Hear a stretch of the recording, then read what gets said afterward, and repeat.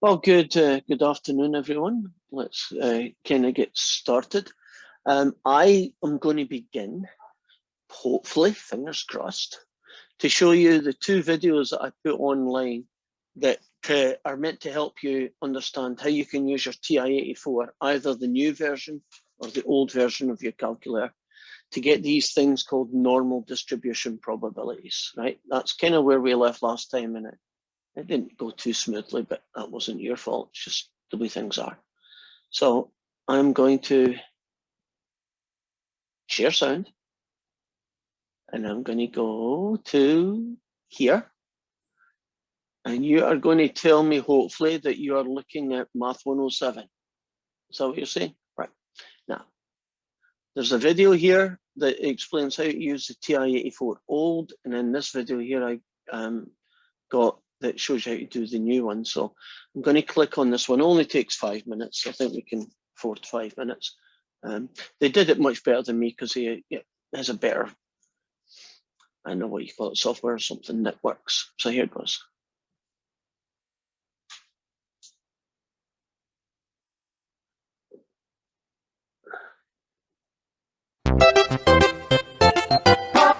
Welcome to TI-84 Tips. Today we're going to talk about normal CDF. Alright, here's how you get to normal CDF. Hit the second key, and above the vars key is distributions. The second one in the list is normal CDF. You can either scroll down to it or simply hit the number 2. Now, I have the wizards turned off because I want this to be applicable also to people that have TI-83. The first thing I'm going to do is I'm going to calculate the area under a curve using z-scores, okay? I want to figure out the probability of a z-score being less than -1. The probability of it being less than -1. So here's how we do that. First, I start with a lower bound. So because I want to test the probability being less than -1, I'm going to choose an absolutely ridiculously large negative number, like -9,999, comma. The next one is the upper bound, so this is the z-score that I want. So this is the region it's going to test for the area, comma. The next value should be the mean. Well, when everything is standardized, the mean is always 0 because everything is now unitless with standard scores. Comma, the standard deviation is always 1 when everything is standardized. And parentheses, and what I'm looking at here, this is the probability that my value would be less than a z-score of -1. So that's about 15.87%. Okay, now let's go ahead and run a normal CDF with values that are not standardized. So let's say, for example, that I spend on average $200 for Christmas with a standard deviation of $60. What's the probability I spend more than 300? Let's consider that as an option. Okay, here's how you do it. Second, distribution. Again, choose number 2 in the list. Now, my lower bound is I want to test the probability of greater than 300. So my lower bound in this case is the number 300, comma. Now I choose a ridiculously large number, like 9,999. The mean that I spend, the average I spend on Christmas would be $200 with a standard deviation of $60. Close the parentheses. Let's hit enter. So the probability that I spend more than $300 on Christmas, if my mean is $200 with a standard deviation of $60, is about 4.78%. And that's how you do normal CDF, both with standardized scores and without standardized scores. God bless you, wherever you are today. Here we go! That was interesting. Hopefully that video is there. It's on Canvas, so you can, go back and look at it 2 or 3 or 10 times, whatever it takes, until you feel comfortable with calculating normal CDF on your calculator. Now, got another video for the people who've got a new calculator, a TI-84 with a newer version. So hopefully this will work. Hi there. So for today,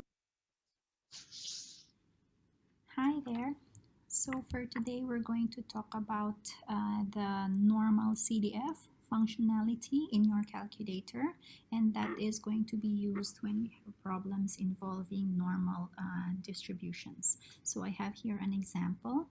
The diameters of coffee beans in Daegu are normally distributed with a mean of 6.1 and a standard deviation of 0.88 millimeters.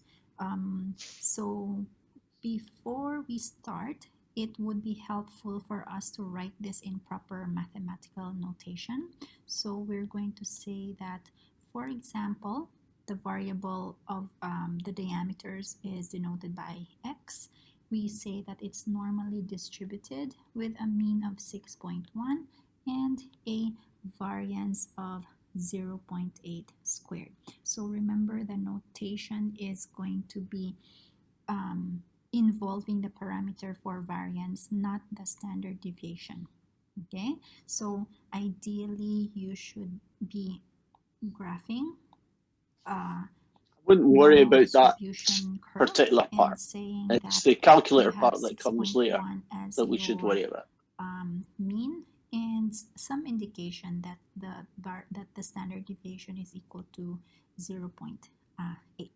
Okay, so if I take a look at the first question, what's the probability that the diameters is less than 5 millimeters?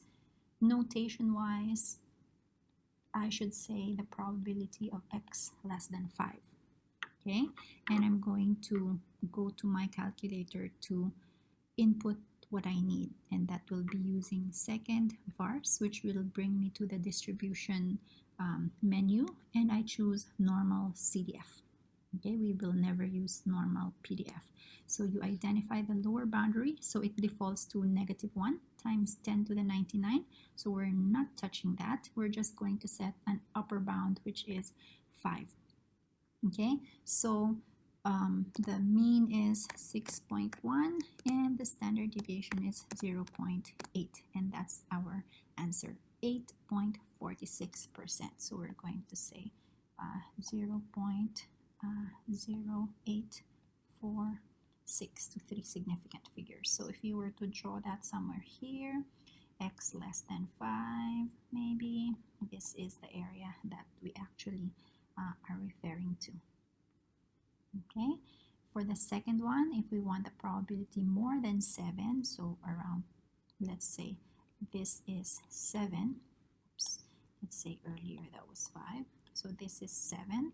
This is the probability that we want. So notation wise, it's p of x greater than 7, and we go back to normal CDF, and the lower bound will now be set to 7. So the upper bound is defaulted as 1 times 10 to the 99, but you could just put like as many 9s as you want, easier to input. So you can identify that probability to be 13.0%. So 0.130 to 3 significant figures. Okay. The last example here is, what if we want the probability that it's between two values, 5 and 8, for example. Okay, so I can say between 5 and 8, so that's my 5, my 8 is somewhere here, so the area that I actually need is this orange area, and I can go to my calculator and write both the lower bound and the upper bound. So 5 and upper bound is 8 over here. Okay, so notation wise, I'm looking for the probability that x is between 5 and 8, and that's equal to 0.907 to 3 significant figures. Note that we are really not concerned with the inequalities being strict or non-strict. The rest don't matter too much. Well, the second bit wasn't maybe as good as the first one, but I don't have, my calculator is not the new one, so I couldn't show you even if I wanted to. But what you're going to hopefully get out of this is that if you've got a TI-84, either the new or the old kind, we will be able to do these normal CDF questions. So that's kind of going to be my first goal of today, is to focus on figuring out, just try to close some windows here, figuring out how we can get our calculator to answer some of these types of questions. So. Can I ask you a question? So I'm doing it on a different calculator. Yeah. I know how to do it, but it but it has some other things that I was having a hard time trying to figure out what they actually, like it says the mean. So I know what the mean is. Right. But it has CIGHA. Do you have any idea what that actually means? It's part of the normal, like it gives you the upper, the lower, and then it gives some other numbers. I was just ignoring them at this point, but I was kind of curious if you knew what they actually I'd have to see the calculator, so the short answer is no, I don't know what they mean. Yeah. Know what they mean. It gave more options doing the normal, doing the normal thing on it. It just gave more options. So that's why I was curious what the other things you might get with doing standard deviation. I don't know. Short answer. It would be interesting, I guess, one day when I see your calculator and see you can show me it and I'll have a look. It's just weird because it has the mean, it has the upper and lower, and then it has this SIGHA. I was like, what's SIGHA? And nothing online will tell me what that actually means. It's like, no, don't know. I was just curious. Let's get started, guys. We are going to be doing, this is the generic version of no matter what kind you've got. It's going to be normal CDF, a lower number, an upper number, the mean, and the standard deviation. If your question involves Z-scores, and there's three kinds of Z-score questions you get. The probability that your Z-score is bigger than something, the probability that your Z-score is less than something, and the probability that your Z-score is between something, two values. If it is a Z-score, your normal CDF will have a lower value, will have an upper value, but the mean is 0 and the standard deviation is 1. So if you're ever doing a question, what's the probability you get a Z-score bigger than something, less than something, or between two numbers? This is the basic format. It's going to be a lower number, an upper number, a 0 and a 1. If, however, you're doing questions where the mean is a number like 30, and the standard deviation is a number like 5, and you're being asked what's the chances that I get, let's say it's weights, a weight bigger than a number, a weight less than a number, or a weight between two numbers.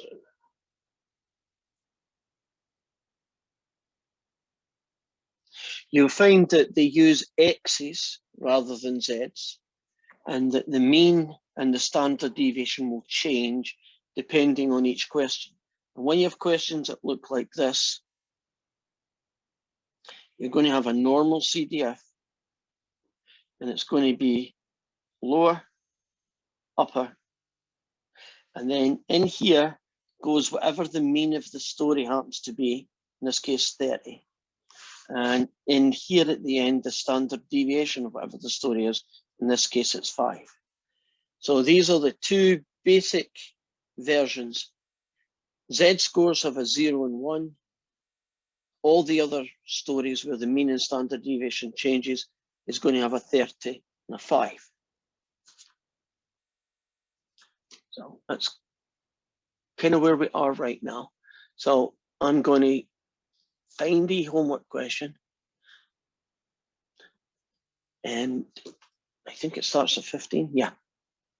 So the first question that I have got that involves us using these tables is question 15. And it says, so it's one of these questions. It says that we have a rope and that the mean, right, that symbol, is 100, and the standard deviation is 13. And they're asking you, what's the probability that you get a rope and it will break before 120? So X less than 120 is what that becomes.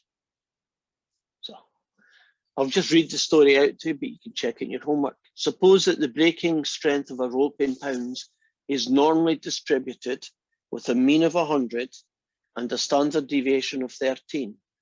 What is the probability that a certain rope will break before being subjected to 120 pounds, which is just essentially what's the probability of X, the thing breaking at a certain value, being less than 120. And we are going to do it using our normal CDF. So what I would normally do in this question is set up the values for lower and upper, and also, as you'd imagine, for the other two guys. So I know the mean goes here, right? And I know the standard deviation goes there, right? Mean, standard deviation. If you want something to be less than 120, and she was drawing that little picture to try and give you an idea of what to do, the mean is 100. 120 is about here, right? So what she was looking for is how much that is, right? How much of the cake you get. So when I look at that, I'm looking at 120 or less. So the upper bound, the biggest number you're going to get is 120, and everything else is less than it. And the problem you have with the less than is, what do you put in for the lower number? Well, when this lower number, put in lots of nines. As many as you like, but the more the merrier. Now, if you put in 2 more nines or 1 less, you'll get the same answer. So it's not that important that you get exactly the same number of nines. But this thing here is the answer to what's the probability that I get a rope and it breaks in less than 120 pounds. So what I'm now going to do, hopefully, is create this guy. And I have to do it using the old calculator because that's the only emulator I got to play with. So if you're using the new calculator, it'll be pretty much the same numbers, but you have to get to them in a slightly different way. So, second vars, in my case, blue button vars. That gets you into what's called the distribution memory, just like they had in that video. The guy that we always want for every single question is number 2. So you can scroll down to number 2 or you can press number 2. And once you're on it, once it's highlighted in black, like that little 2 is, you hit enter. Now the guys I want are negative, lots of nines, comma, 120, comma, the mean, which was 100, comma, followed by the standard deviation, which is 13. Now, those of you who are using another calculator or the menu thing, you just get a little menu where you type in the number, hit enter, type in the number, hit enter, in that same order. So negative 999, next number 120, next number 100, last number 13. And once it's all finished, like it is here, I'll hit enter. And the answer I have got is 0.938 to 3 decimal places. Professor, I have a question, please. Go for it. So I have, can you see? Yeah, you've got the menu one. Gotcha. Right. So what you need to do then, Nadia, see the top number, which It says says the lower. first one says lower. Right. You type in a negative number. That's that white one on the bottom row that's got little brackets around it, and hit lots of nines. So hit negative 4 or 5 nines. So I need to print 5 nines, right? Okay, that'll do. Now hit enter. On your calculator, press the enter button, bottom right hand corner. Okay, and then goes upper. Right, and in upper, so lower goes here. Then you type in the upper. So the upper would be called 120. So type in the number 120 and hit enter. Okay, 120 and then enter. Right, it's Okay, now what is the rest one? the next one has a funny little symbol that looks like that, and that's the mean. So you type in 100. Are you sure? Because it looks like U. It U does. inside. It looks like a U, but it's the mean. It's just the calculators trying to do. The real letter looks like that, but I think what the best the Yes, calculator this can one, do is that. yeah. Yeah. So it's the mean. I wish they'd just put the word mean. It would have made your life easier as well. This Right, is hit mean. enter. And the next one looks probably like this. With a It zero looks with a like little tail on it. Yes, That is the yes. standard deviation. So you just type in 13 now. Okay. And you should just hit enter one more time and you should see 0.938. So hit enter a few times. I'm Okay. sorry. Hit enter button, then enter again a couple of times. And when you're finished, you should be looking at 0.938. What is out? This one passed. What is this? That's Passed. paste. Hit enter and it will paste your answer onto the screen. Okay, the now same it says calculator? this one. Right, and hit it one more time. Hit enter one more time. Okay, now it shows normal CDF. Is it the right, what it should be? We'll bring it down a little bit. It looks good. Is it 0.938? I can't see it. You can read it. Does it say 0.938? It's a 0 point and along 93, 80, 32. Yep, you got it. You got the right answer. It's the right answer, right? Yes. Okay. Okay. Thank you very much. Bit slow the first time, bit quicker the next time. Jade, you got a question? Are we good? I have the same calculator and I did the Right. same thing, but then after I press enter, when it says paste, then Mhm. it just does the error and it says Right. quit or go back. What I want to show you a button that you probably didn't press correctly, because my guess is this is what went wrong with yours. Do you see that button where my mouse pointer is pointing at on the white, that little guy there? Doesn't show anything yet. Okay, let me try that again with the calc. Out, brackets, basic, in. Do you see that little guy there? Yeah. Right, you see this white button with brackets and a little minus in the middle? Oh yeah. That's the guy that you should have hit on the first row when you did negative 99999. You probably did Okay, yeah. subtraction 9999. Yeah, now it comes up 0.9380. And that's the right answer, and you got it. Okay. Right. So, anybody else? Are we good so far? Right. So there are going to be 3 versions of this question, but I think once you've done the first one, it gets a little bit easier because most of what you're going to do is the same, right? Most of it. Right. So we've just found out that the chances that you get a rope and it breaks sometime before 120 is about 93.8%. I like percentages. It's the same thing. Right. So let's do a different story. Suppose we have IQ, which is an average of 100, and the standard deviation of IQs is 10. And I would like to know, what's the probability that someone gets an IQ bigger than 119? So this was a less than question, right? Now I'm going to do, what's the probability that you get something bigger than, right? A more than question. Now, I'm writing down what the normal CDF would look like first, before I even type it in. So there's going to be a lower, there's going to be an upper, there's going to be a mean, and there's going to be a standard deviation. Now the mean is 100, and the standard deviation is 10, so that's pretty fixed. Now, if you imagine a little hill, average IQ is 100, 119's about here. Do you see that what we want to know is bigger than 119? We want this guy, right? So how does that work? Well, it means that you make this guy, the smallest number is 119, and anything bigger. Right, we get the same kind of problem that we had up here.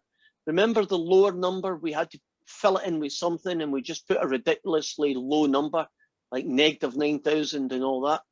Here, I want a really big number, right? Something really massively bigger than 119. And so why don't I just put in a whole load of positive nines, which again, that's pretty big. So if you want to know what's the probability that someone has an IQ greater than 119, it's a normal CDF, 119 or bigger, with a mean of 100 and a standard deviation of 10. So what I now do is I'm going to go to the calculator. Hopefully it'll still be my friend. I think I can do something. I want to try something.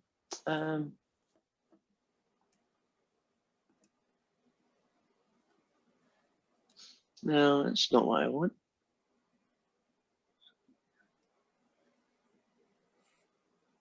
No, don't want that.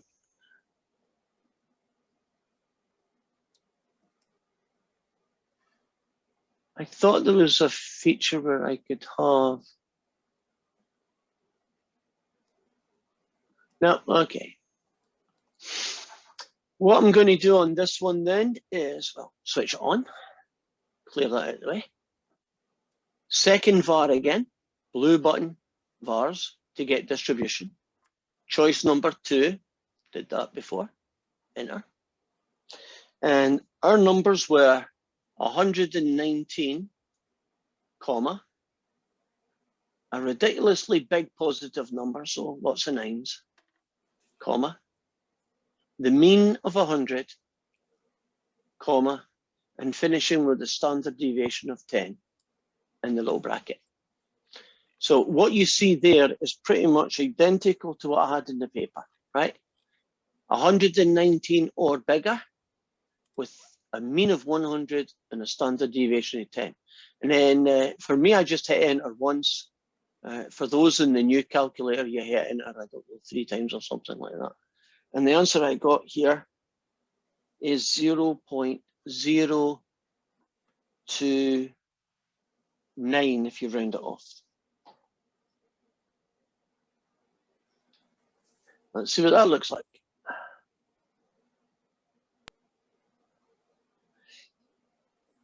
So the chances that you have an IQ greater than 119 is this.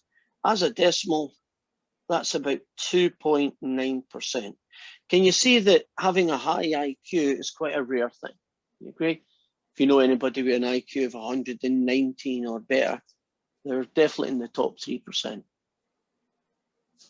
Is this working? Are we getting the buttons and the numbers that go in the right order?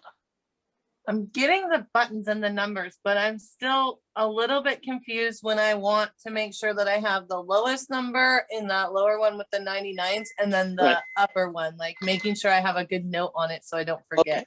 So here is how you should do it. See if there's a less than. Can you see that the number goes here and the other guy goes there? So when it's a less than, it's a big negative number and then the guy. And when it's a greater than situation, you see you have the number and then the big guy. So there's a kind of switching over. So when it's a less than, the number goes second. When it's a bigger than, the number goes first. That's maybe the easiest way to remember it. When you're doing a less than, say 120, make 120 your second number. And when it's a more than 119, right? So when it's a more than, make your number the first one. Does that help in your notes, Tara? A little bit. I'm still a little bit confusing. I got the answer right, so I know that I can plug and go, but I'm trying to think you could do it. Maybe you could just write down the order that you put the numbers in and realize that every time it looks like that, this is the order. And every time it looks like this, this is the order. And maybe you could just look at the two together and you can kind of make up your mind how you know which one goes where. Maybe that would be a way of doing it. Now, there's only one last possibility that we haven't covered, and this is the betweens, right? So let's show you how that works. Let's suppose that we have that the average height of Scots people is 67 inches, adults, and that their standard deviation is 4 inches. What's the probability then that you have a Scotsman and they are somewhere between 70 and 50? That's probably too much. Make it 60, that's better. So what's the chances, I'll write that again because it's a little bit blurred. What's the chances that a Scotsman is somewhere between 5 foot and 5'10"? Now, in the normal CDF, you're going to have a lower, you're going to have an upper, you're going to have a mean, you're going to have a standard deviation. The mean, 67. Standard deviation, 4. The lower and the upper. I think of all the three, this one's probably the easiest to figure out. What number do you think I'm going to put in the lower, and which number do you think I'm going to put in the upper in this last story? I think I heard that. 60. Does that make sense? Small to big, right? 60 to 70. Now you then go to your calculator and you try and create the same information. So clear that out. Blue button, vars. Choice number 2. I want 60 first. Press a comma. 70 next. Press a comma. 67. Comma. And 4. And 67 is the mean and 4 was the standard deviation. And in this case, the answer ends up being 0.733, lots of threes, which is about what? 73.3%. So something over 70% of Scottish adults are between 5 foot and 5'10".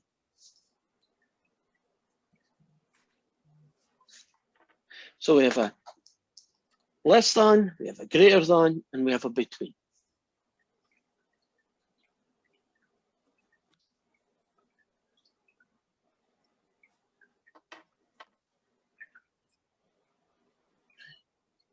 Any questions before we continue with some more examples? Hopefully you're getting faster or more comfortable with using your calculator for this very specialized question. Any questions? I have a question, Professor. Yes. I cannot understand why previous question. How do we make a difference between lower and upper? Why one example was minus 9999. Yeah. Another is like positive 9999.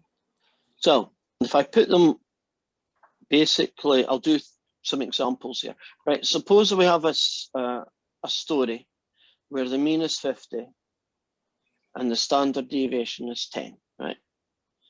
Could you and change this picture because I cannot see what you're writing down? Oh, yeah, I can do that.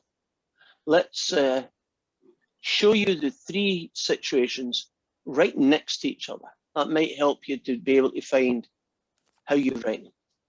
So suppose we got a story where the mean and standard deviation in each of these 3 stories is the same. The mean is 50 and the standard deviation is 10. And I would like to know the probability that it's bigger than 60, the probability that it's less than, say, 55, and the third one is the probability it's between 32 and 62, right? That's the 3 situations. Now, this is what the normal CDF would look like in each of these 3 situations. And all you need to do is make sure that if you get a question in the future that looks like one of these three, that you follow the same format and you should be fine. So, greater than 60. 60, and then a number a lot bigger. So what you're saying here is it's from 60 to forever. That's what bigger than 60 would look like. 60 to forever, right? And then you finish, in fact, I'm making these a different color, with the mean and the standard deviation, because they're not going to change. So if it's a bigger than number, 60 to forever. If it's less than number, right, this one here. That makes way more sense. Good. That's what I was asking you earlier. Finally clued in. That's what I Well, was I like. get it. Just a matter of keep saying it Because until if there's not an upper until it number, comes then out. you. So Right? if there's not an upper number, you're using the positive 999. But if there's not a lower number, you're using negative 9999. Yes. That's why we're using those standard numbers to fill in. It's only if we don't have it. Correct. Makes more sense. Okay. Now, if you're doing a less than 55, then the choice is, you know, a horribly low negative number and then 55, right? Small to big, right? So forever to 55. And then the between one's probably the only one that doesn't really require too much thinking, because it's kind of intuitive that that's small to big. And each one of these three guys pretty much is all you need to answer any of these questions, because the only thing that's going to change in these questions is that the mean and standard deviation will be different in each story, and these numbers will be different. But the underlying structure is going to be the same in every case. So do you see, Nadia, bigger than 60 to forever? Yeah, if it's Less bigger, than. then it's 999 positive. If Yeah. it's less, then it's minus 999. Yep. So you try and make, you try and put that into a way that makes sense to you, and that way you remember it. I think most people are cool with the between, so that one's probably the least stressful one to remember. Are you going to work them out so we can make sure we did them right? Say that again? I said, are you going to work them on your calculator so we can see if we're getting them the right answers when we're putting them in? These ones here? Yeah. Well, I can do those ones, sure. I was going to actually do one of the ones from the thing, but I got these. I might as well do them. I was going to ask, does it Yes. matter if it's measurements that we're doing this for? Because I just did one of the homework questions and it wasn't right. So I was wondering if maybe measurement. What was the number, Taryn? Because it was 16. 16, right. So hold that thought, and once I finish these ones, I'll check it, because it should work. If there's anything wrong, it must be quite minor, like a rounding off issue, perhaps, rather than a major issue. Okay, so I had the same problem. right, what, rounding off, do you think?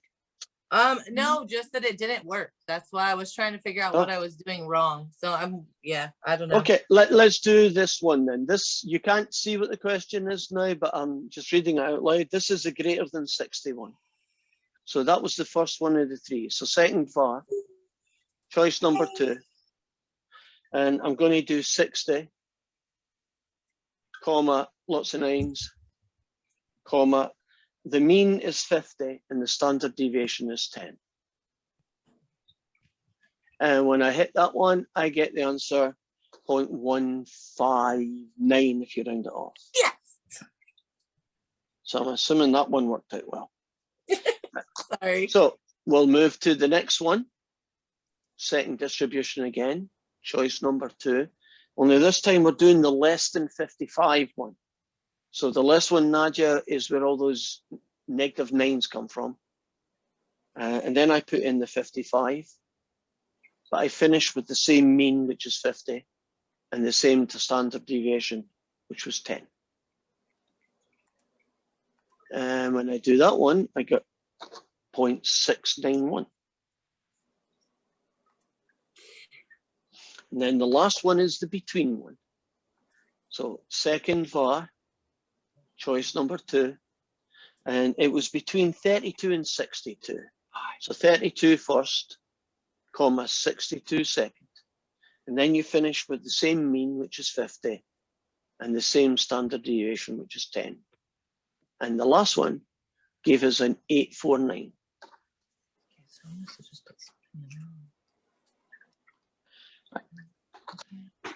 Now, you can, well, I'll go back and then back in again so you can see what I've written. Okay. But those ones that we've just done, here we go, Can I ask a question, please? these 3. Right, we'll check these in a second. You got this one, did you Yeah, get that one? And you got that one. So you're on a roll. Well, the second one, it showed me like 0.5, like a 50%. I don't know why. Yeah, I got a different answer too, and I'm still not sure Could it have why. been me? 0.5. Did I The type in last the one, wrong number? yeah, that's why 0.849. Yeah. So is it the middle one that we're disagreeing with? Yes, the middle Right, one. let me just quickly do that one again, because it may have been me. I'm scanning between windows as well, which is not the best thing for my brain. Right, here we go. So for that middle one, the one that we're disagreeing with, it was normal CDF. And the numbers I've got are 55, so it's negative lots of 9s and a 55, then a mean of 50, and a standard deviation of 10. And I still got 0.691, so you should do it again I'm and see if sorry, it I was. did it again, and I got 0.691 this time. Okay, so it wasn't me. 55. Right. Next guy I'm going to be Okay, doing is weird. question 16, since that seemed to be causing some issues. So let's show you what 16 looks like. Yeah, that's right. You want to get used to kind of the way WebAssign asks these questions. Right, that's too much. So in this story, in question 16, the diameter of electric cable is normally distributed, and the mean You can't is see point. yet. Oh, It's still thinking. it's just not been my day for changing windows, has it? There, can you see it now? Waiting. No, I cannot say anything. Just says that you have started sharing, but it's not showing. Now it went away. Right, I'm closing this guy because I've got another window open, and hopefully when I go in this time, it's going to be happy. Is that guy question?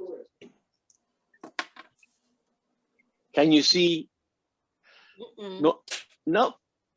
No, it's showing that you start sharing screen, but it doesn't show. How about that I one? can see. I can see. Yay, okay, we got it. So the diameter of electric cable is normally distributed. I'm writing down the mean, which is 0.9, and I'm writing down the standard deviation, which is 0.03. What is the probability that the diameter will exceed 0.93?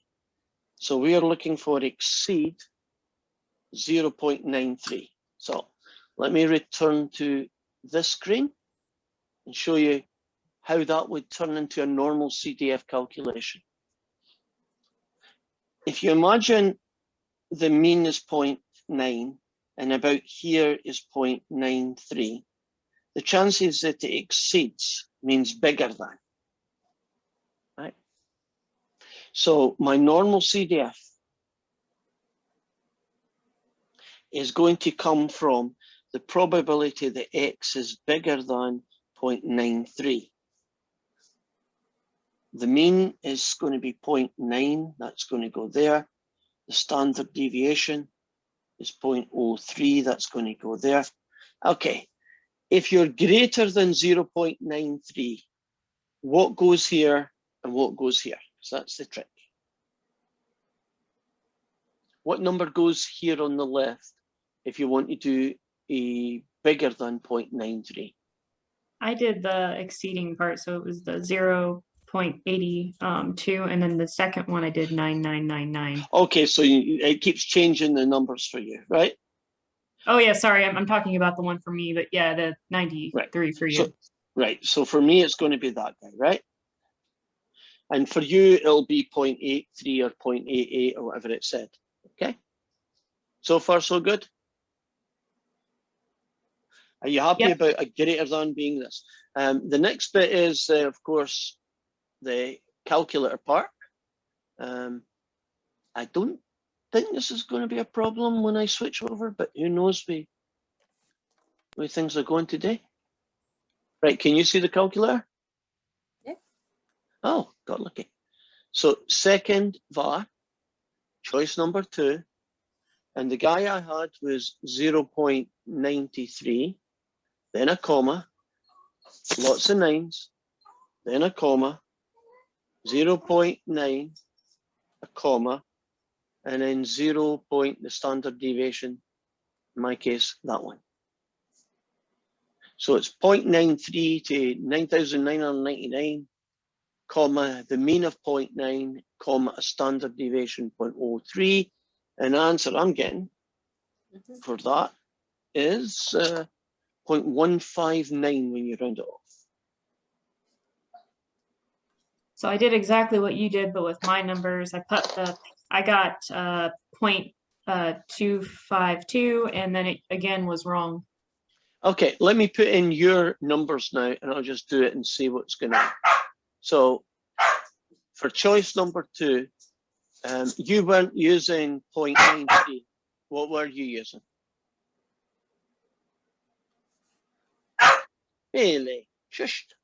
Come on. Oh, I was using 0.82. Okay, we'll do that.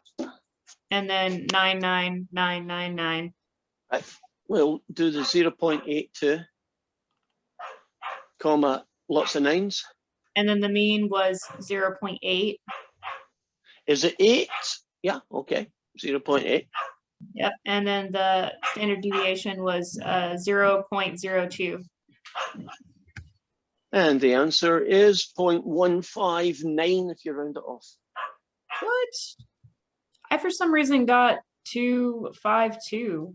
Why did it do that? Well, just type it again and see if you get 158. Which would be really 159. Yeah, when you round off. Let me try again.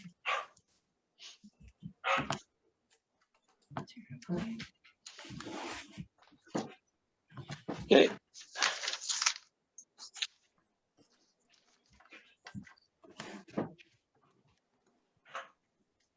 While she's doing that, what we can do is one more example, and then it's really good luck. Hopefully you'll fight your way through and hit the right buttons and get what you're looking for. So did it work the second time? No, it's still doing the same wrong answer. So when you did VARS, it was the second choice, right? Second choice, yes. Yeah, what? Okay. If you were in a room right now, I'd fix that in 10 seconds, but I know. I'm gonna see if I can try my other calculator. okay, maybe it's just a button pressing issue. Right, so we're going to do one last question. So here it is. I'm not sure which one it is yet because I haven't even chosen it. Yeah, we'll do a pipe one. So the last question, similar to question 20 in your homework. I have a diameter of a pipe and the mean is 0.6. The standard deviation is 0.1, 2, 3 zeros and a 4. And we want to find what's the probability that you get a pipe that is bigger than 0.24. So it's going to be a normal CDF. Going to do the lower, the upper, the mean, and the standard deviation. Right. The mean is 0.6. The standard deviation is 0.3 zeros and a 4. If you want to do bigger than 0.24, you do 0.24, comma, and lots of nines. And that would be what you would be putting into your calculator. So for my last shot at this, we are hopefully going to get the same answer. So in this last one, second var, to choice number 2, 0.24, comma, lots of nines, comma, 0.6, which is the mean, and lastly 0.3 zeros and a 4. Close the bracket. And the answer is a rather boring 1 or 100%.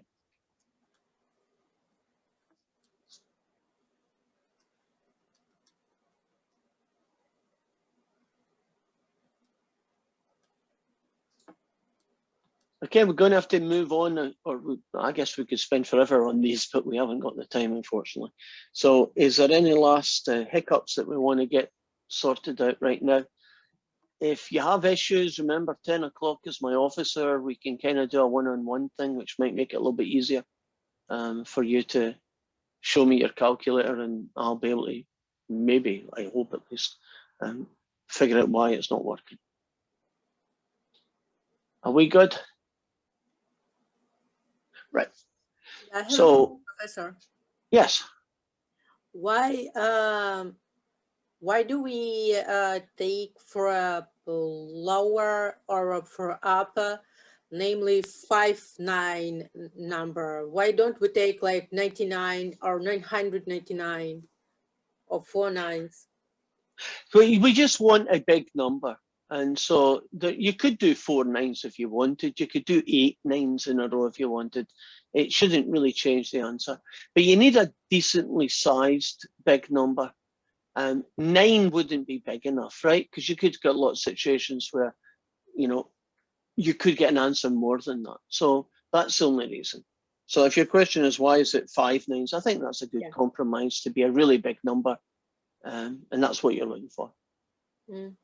Okay. And when you stick a negative in front of you, you're really looking for a really big negative number, which sounds like a contradiction, but you know what I mean. Thank you. Right. You're welcome. Let's totally change tack here. So no more weird calculators for a while, except in your homework. And we are now going to look at something that might be quite familiar with you.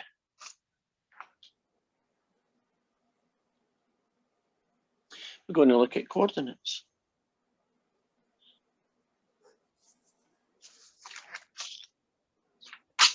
Now,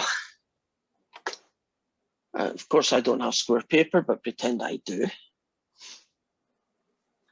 So when we talk about coordinates, it's really a very useful way to tell people where an object is, right? To describe a position. So I'm not going to do this every day. But can you imagine that this is some square paper? And normally when you do coordinates, there is 2 very important axes. The vertical one, this one here in green, is called the y-axis. And you have a horizontal one.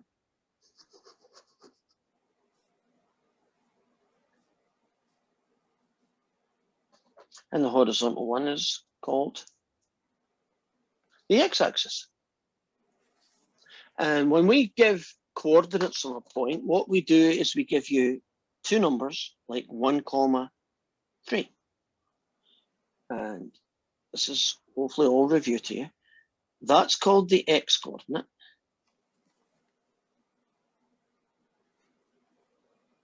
And this one is called the y-coordinate.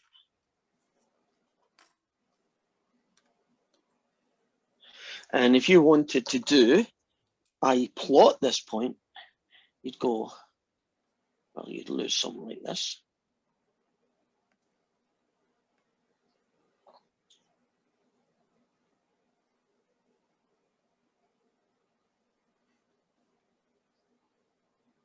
You would go in the x coordinate of 1 and a y coordinate of 3, and you put the package together in another color. Ooh, purple. 1,3 would be here. And it's not uncommon, although we don't always do it, that you might even call a point A and say its coordinates is 1, 3. And if you did that, you could put a little A beside it so everybody would know what you're talking about. This should all be quite familiar. You're all comfortable with coordinate systems, and all I'm doing is getting you used to the nomenclature, right? What things are called. So if they say it in a question, you know what you're looking at. For instance, if I asked you to plot the point B and its coordinates were -1, -2, you would go to -1 in the X, and down here, that's where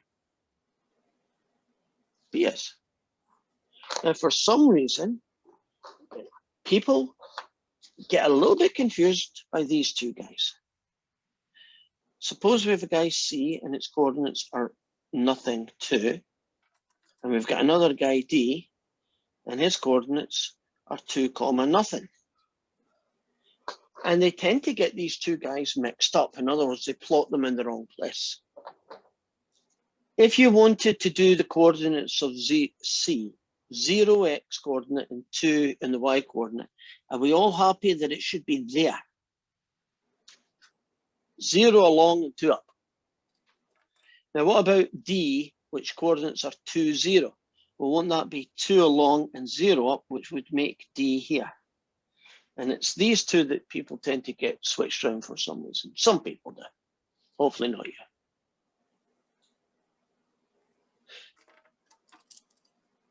Everything good so far? Right. Now, what we're going to do with coordinates is, in particular, we are going to, for the most part, be sketching straight lines. An equation of a straight line might look something like that. What that is basically saying is that the y coordinate of the point is twice the x coordinate plus 3. So if you plotted all the points in the universe where this was true, that the y coordinate was twice the x coordinate plus 3, what you would end up with would be an infinite straight line. And we call that the equation of a straight line. And a lot of the time what we're going to do is we're going to actually sketch this guy.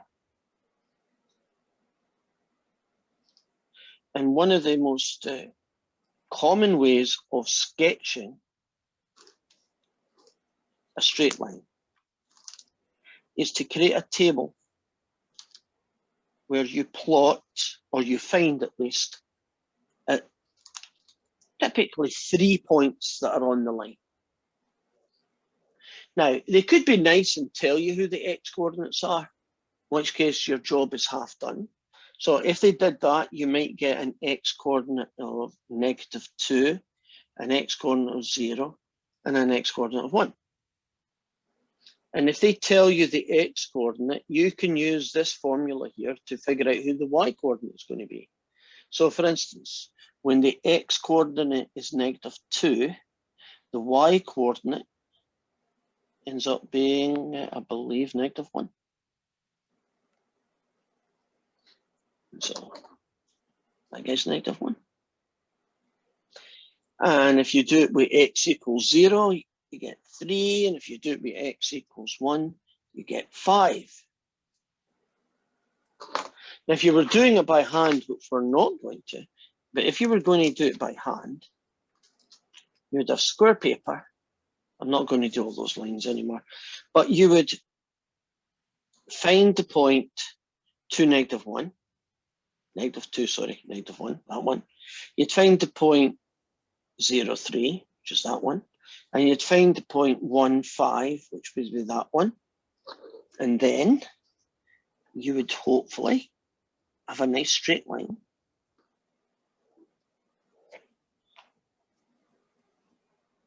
and you would put on that straight line this equation. Now, hopefully you've done this somewhere in math 99, 94. Can you remember essentially drawing equations of straight lines? Right.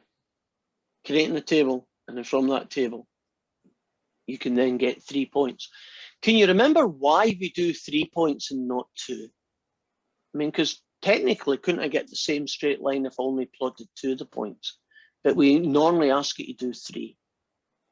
Can you think of the reason behind that? I'm sorry, can you repeat it one more time? Yeah, why did we plot 3 points to get a straight line when Why? we could do it with 2? What's Yeah. the reasoning behind 3 points being needed? Because 3 can confirm your line, whereas 2, you just have, you can be off. Yeah, pretty much, Charlotte, exactly right. The third point is really a backup. If the 3 points are on the same straight line, that's a good sign you've done it correctly.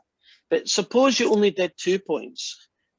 If one of them is wrong, won't you never know, because you'll always get a straight line, right? But if you do 3 points and you get a point, and a point, do you see? It kind of sticks out, doesn't it? Like a sore thumb. Where's the straight line, right? Because it needs to be one single straight line. If you make a mistake, you can identify it. That's pretty much what Charlotte was saying. Yeah. Now,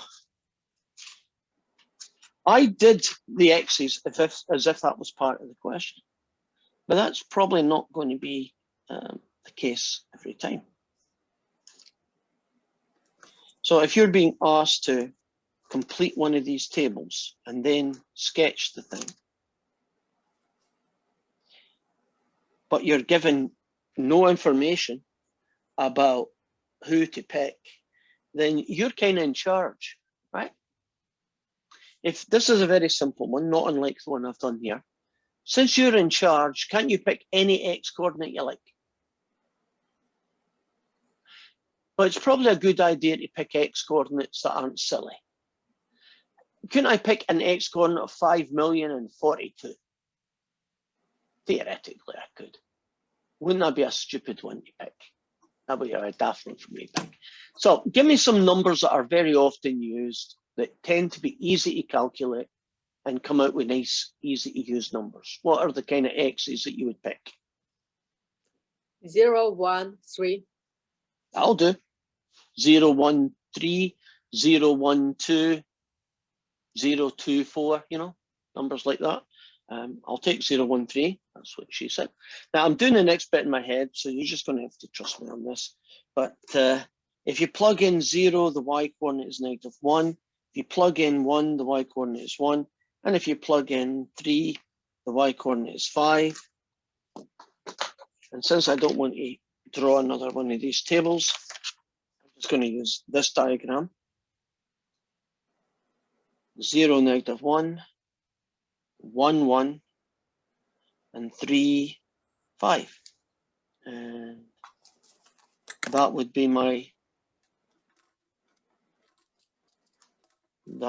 straight line.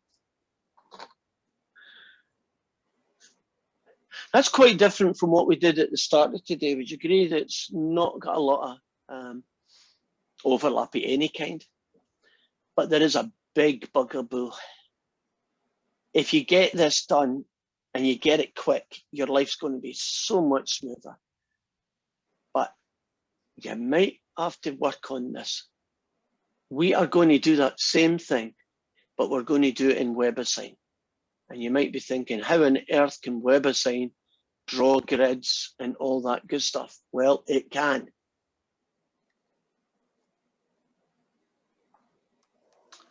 And unfortunately, I just realized I've done, okay, I got one here. I'm going to move over to the screen and show you a worked example of how we would go through that process in WebAssign. So I'll stop this guy and I shall share it. So try and watch what I do here.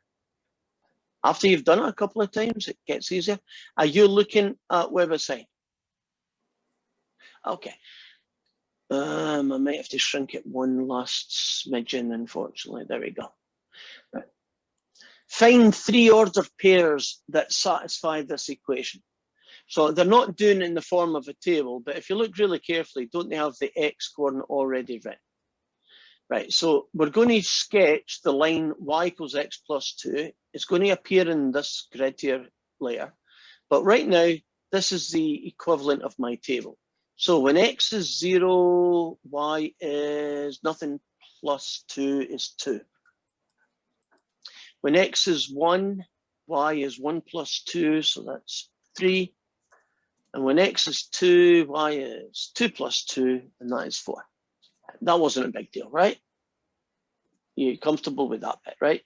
Now, I'm going to take these coordinates 0, 2, 1, 3, and 2, 4, and I'm going to put them on this grid, and I am going to end up graphing a line. The first thing you're going to do is go to this second menu. Do you see the one with the 2 little arrows on it? Click on it. And the one I'm going to pick is the one with the 2 little arrows. Click on it a second time. And I'm going to plot the point 0, 2, which is there.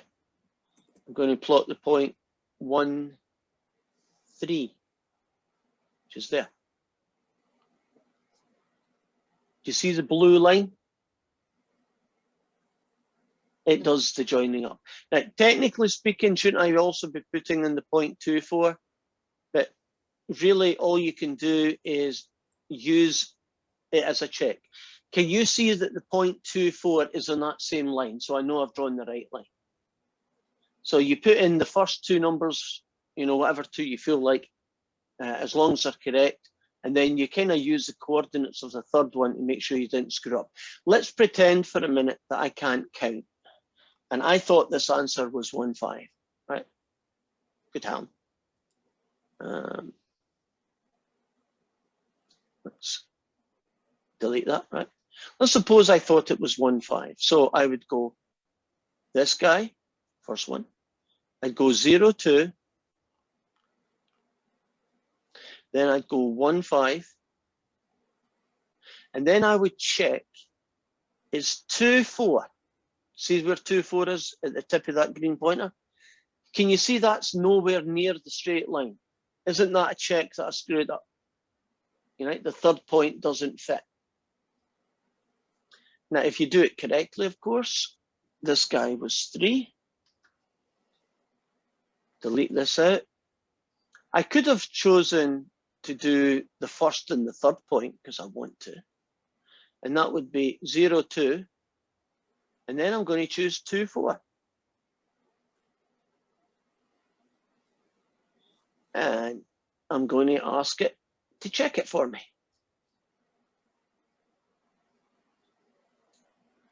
And do you see all those nice little green ticks? Everything's cool. But if you figured out what I've just done and it's kind of smooth, that is bang on great, because it does kind of mean that when we come to do the later ones, you can see it's the same kind of thing, right? Lots of times. It'll get really smooth. But you have to kind of go through, make sure that you're comfortable with that guy and then the double arrow one. Don't hit the second one, don't hit the third one, because it won't work. I mean, you'll get something, but it won't be the right answer.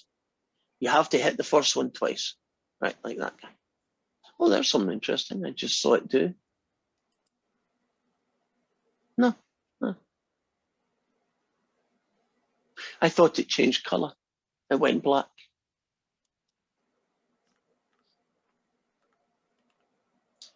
Any questions about that? Because we're pretty much at the end of today. So, concern this topic, we just have to calculate and plot it, and that's it, right? Pretty much for most of the questions. The earlier ones, you don't even plot. You just find some points. And then most of the ones, you find some points and then you plot it. So it's a lot less stressful than I guess than it could be. Will you say hi? And I'll hang about at the end and maybe help with some calculator stuff. So if you're still having issues with your calculator, when there's fewer people, your screen will be bigger and I might be able to see what you're doing that's not working. If you're good, it's hi and bye-bye. So that's it for today, right? Say again, Nadja? That is all for today.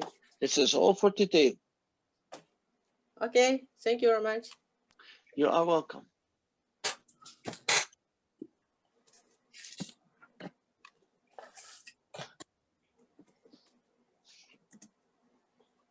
I do have a question, Professor. Yes, Aubrey. So before we started doing that graphing one, Yes. I did the problem 20, and I don't know if I typed it in right, but when it says a variance of 0.0025, is that the standard deviation? No, the square root of the variance is the standard deviation. So I have to square root that. Yeah. Okay, let me try real quick.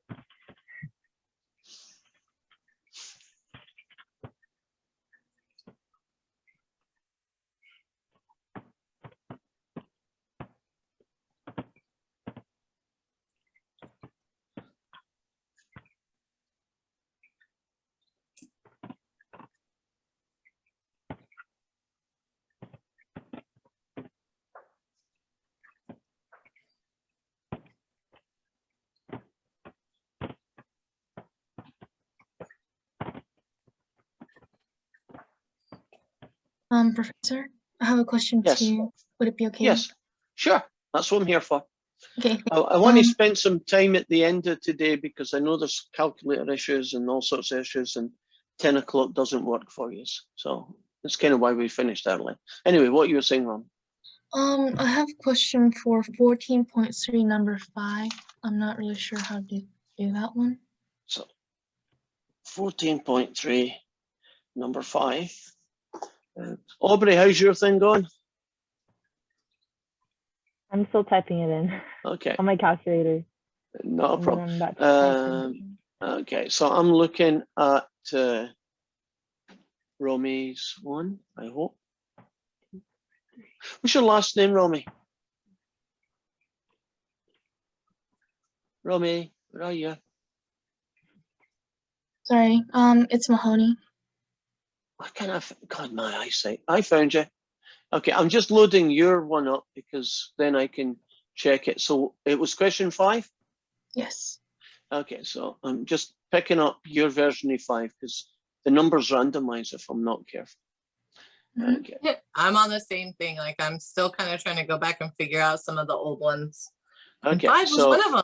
So that's perfect. that's perfect. You can hang about and watch it as well then.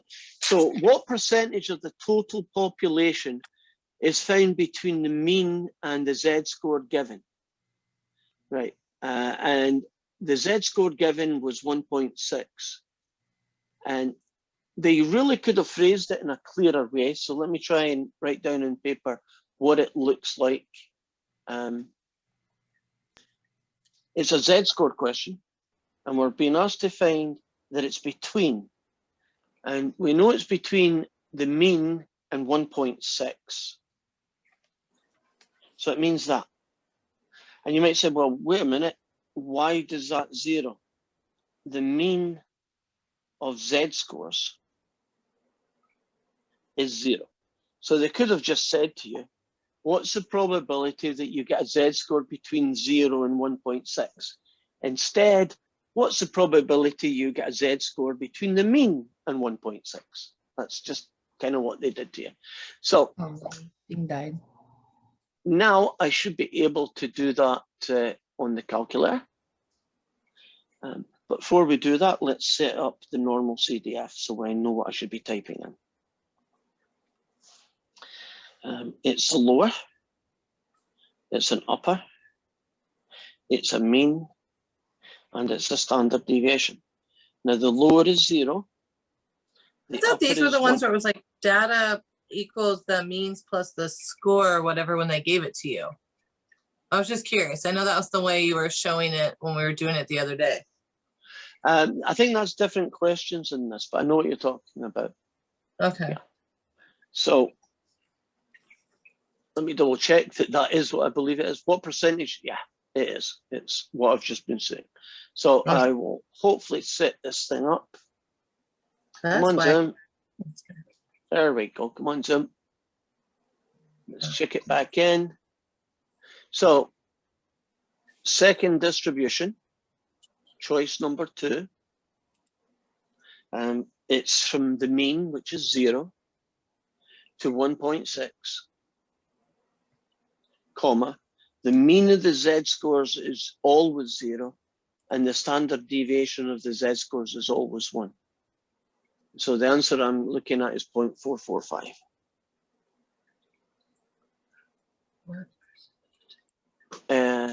If I now move that guy out, I need an extra digit, so it's 4452. And I'll close this guy off. And if I go back in, can you see as a percentage, 0.4452 is 44.52, so I did it correctly.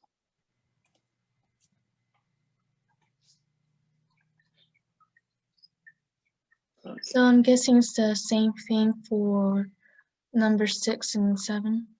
For question 6, yep, same way.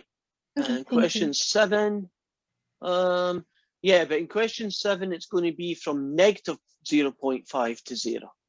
Mhm. So it's not 0 a number, but negative 0.5 to 0, right? So it's just a little different. It's still got a 0 in it, but a Yes. negative number before the 0. Okay. Right, Aubrey, yours did or didn't work? It worked. It worked. Oh, okay. And then I was just listening and doing the problems with you guys because I know. that was Those one are of the my ones I was questions having too. more Yeah. problems with. Okay, that's fine. Yeah. Have you got any others while we're here? Actually, I'm working on the same one. Sorry. Okay, Romy, Sorry. yeah, whoever wants to jump in first, and then I'll do whoever wants to jump in second after that. So, Romy, you got a question? Okay. So I just want to know how to do number 8 for the same section. Okay, I'm a I'm bit moving on confused. to 8 here. Okay, so 8 is how many people between something, right? So let me zoom back. So this is question number 8. And suppose that people's heights are normally distributed and that the mean is 170 centimeters. You're wondering why it's so big. And the standard deviation is 5 centimeters. We find the height of 80 people. That's not actually that important yet. How many would you expect to be between 160 and 180? So let's just find the probability that you get people between 160 and 180. Let's find that first, and then we can do the bit about the 40 people part next, because it's like a 2-parter. As a normal CDF then, this counts as one of those betweens, right? So 160 to 180. The mean is 170 and the standard deviation is 5. So that guy is going to tell me the probability that you get a person in this range. But that's only the first half of the story. There's another part coming after we've done that. So let's show you this fella. Stop that sharing and go into the other one. Right. So the thing that I'd set up, there's this fella, choice number 2, was 160 to 180. So 160 to 180. Then it was a mean of 170. And finishing with a standard deviation of 5. And you got the answer 0.9 5, how many decimal places? 954. I'll do that right now. Now I'm going to return back to our screen. So we found out from our calculator that the probability that someone's height is between these two numbers is 0.954. Or if you prefer, 95.4%. Now, if you have 40 people, you would expect out of 40 people that 95.4% of them would be in this height range. And that you can do on your normal calculator, if I can find mine. You know, if you want to find a percentage, it's actually helpful to use the decimal value for it. So there's that 954. Multiply it by 40 people. And the answer I get is about 38 people. And that would be the answer. In that case, let me double check some. It's not 40. I apologize. I was going to say, I was like, what did I do? It was 80 people, but the same calculation. 0.954 times 80 people. And for 80 people, the answer is 76. And that actually is the answer to the nearest whole number. Does that make sense, Rami? Yes, and how would you figure out the B? The same way. What we would do in question B is, how many would you expect to be taller than 168? So you're going to find the probability that you get someone taller than, say, 168. If they're saying taller than the mean, that means our upper number is going to be bigger, right? Well, it says to be taller than 168. They're talking about this. Right, so if I see that one, it might be I'm agreeing with you. I'm not quite sure if we are, but it's that guy. Is that the right order that you were wanting? 168, then all the nines. That's for a greater than. Right, 168 to forever. Because you always write it lower, upper, mean, and then the standard. Sorry, I have to like write it down. That's still fine. Because it's not automatic yet. So yeah, so if I saw taller, then my lowest number is gonna have a number, and then the upper number is gonna be the other infinity. Yeah, and the mean in this story is what, 170, and the standard deviation is 5. And you will get an answer to that, and I'm going to pretend I know the answer, which I don't. And let's say it's 0.7. Then what would you expect? Well, you would expect whatever this is, in this case, 70% of 80 people. And that would end up being, if it was true, it'd be 56, but I'm wanting you to, figure it out yourself. So it's find that answer, the real value, and then multiply it by 80 to get how many people out of 80 you would expect to have a height in that range. I suspect Arnold 68 is probably not 70. I'm guessing it's probably in the 50s. 52. 52, that was pretty good guess. Okay, so I can take, when I'm breaking down, so when it gives us that, the decimal point, I'm finding that I'm getting confused. So do I have to make it a percentage back to a decimal point, or can I just keep that decimal point, or is that going to lead me astray at some point in time? No, the decimal point or a percentage are totally equivalent. So if the decimal I can point, take the CDF and then multiply it, and it'll still get the answer. I don't have to do that percentage and then back. Correct. You don't need to. The only time you might want to do the percentage is if there's an A, B, C, and question A wanted to know the answer to this as a percentage. But you can tell those questions don't have a box and a percentage symbol next to it, so it's not like you're not going to know when you do it. So